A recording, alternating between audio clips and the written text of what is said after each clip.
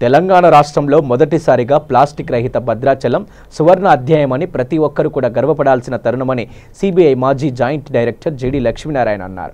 భద్రాచలంలో ఆదివారం సాయంత్రం శ్రీనిధి రెసిడెన్స్లో ప్లాస్టిక్ బాటిల్స్ క్రషింగ్ మిషన్ను ఆయన స్థానిక ఏఎస్పీ రాజేష్ చంద్రతో కలిసి ప్రారంభించారు. ఈ సందర్భంగా సిబిఐ మాజీ డైరెక్టర్ జెడి లక్ష్మీనారాయణ మాట్లాడుతూ 11 నెలల క్రితం ప్లాస్టిక్ రహిత భద్రాద్రి కోసం జేడీ ఫౌండేషన్ చేపట్టిన కార్యక్రమం కీలక దశకు చేరుకుందన్నారు. ఇప్పటికే భద్రాద్రిలో సెప్టెంబర్ 7 నుంచి సింగిల్ యూజ్ ప్లాస్టిక్ను నిషేధిస్తున్నట్లు భద్రాచలం సబ్ కలెక్టర్ భవేష్ మిశ్రా ప్రకటించారని అన్నారు. జేడీ ఫౌండేషన్ చేపట్టిన కార్యక్రమానికి ఛాంబర్ ఆఫ్ కామర్స్ అధికారులు స్వచ్ఛంద సంస్థలలో వస్తున్న స్పందన గమనించి క్రషింగ్ మిషన్ రాష్ట్రంలో తొలిసారిగా తేవడం జరిగిందన్నారు.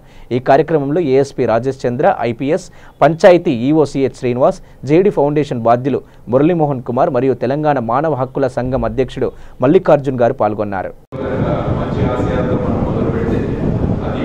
బాగా సక్సెస్ అవుతుంది, బాగా ప్రాచుర్యంలోకి వస్తుందని మొదలుపెట్టడం.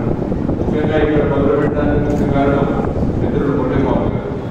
ఆయన ఇక్కడ ఉంటే నేను చూసుకుంటాను సార్, మీరు మా మిత్రుడు చాలా మంది ఉన్నారు, అందరూ సహకరిస్తారని ఆయన భరోసా ఇవ్వడం వల్ల ఈరోజు మొదలుపెట్టారు.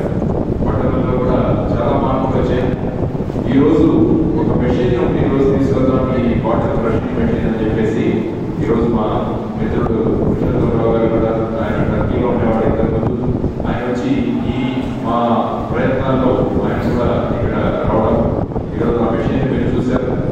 దీని ద్వారా బాటిల్స్ అన్నింటినీ, ప్లాస్టిక్ అన్నింటినీ క్రష్ చేసి మనం ఈ విధంగా ఆ పౌడర్ని మళ్ళా ఇటుకలు తయారు చేయడంలో కానీ, మన రోడ్లు వేసుకోవడంలో కానీ ఇటువంటి వాటికి వినియోగించడం ఈ మెషిన్ ద్వారా సాధ్యం. మేము ఇంకా కూడా ఈరోజు ఇంకొక పెద్ద సైంటిస్ట్ కూడా నాతో పాటు తీసుకొచ్చాను.